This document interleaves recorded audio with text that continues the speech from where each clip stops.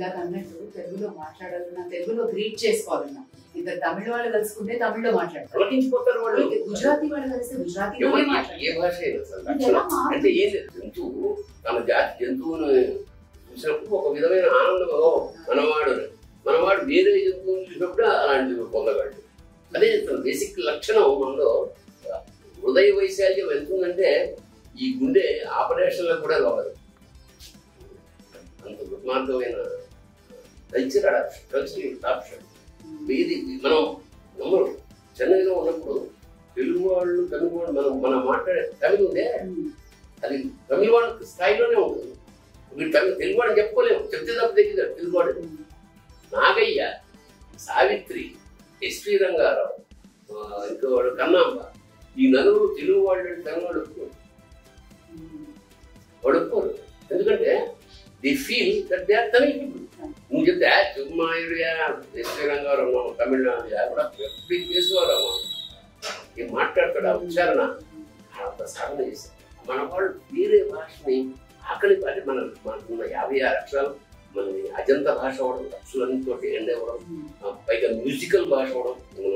సత్యాన్ని తెలుగు భాష మాట్లాడుతుంటే ఏదో పాట పాడినట్టు. సో ఇవన్నీ ఇంత భాష నెక్స్ట్ జనరేషన్ ఇంత గొప్ప భాష లుప్తం అయిపోతే ఈ పుస్తకాలు ఏమన్నా 50 అయిపోవాలి. ఎన్ని వందల వేల పుస్తకాలు మనకి తెలుగు సాహిత్యాన్ని ఎలివేట్ చేసే పుస్తకాలు, చమత్కారం చేసే ఇప్పుడు కంక్రిస్టర్స్ అంట పోతున్నా అడిగిన నీకు అడువడి జను అడిగిన తన మగడ నొడుగడ నీ అడనుడు జను ఎడబడ సిడిముడి తడబడ అడుగుడు జడిమ అడుగుడు నెడతాం ఊరికే రాయలేదు అతను. సంశయ వీడు సిరిగిని చెప్పాడు, శంకు చక్ర అయిపోతున్నాడు. వీడు నాపాలి, ఈ నాపే ఇప్పుడు హడావిడు భర్తను ఆపి ఆయన ఏమంటాడు, ఆపకపోతే ఇట్లా ఎక్కడ పెట్టుకున్నాడో తెలియదు కదా.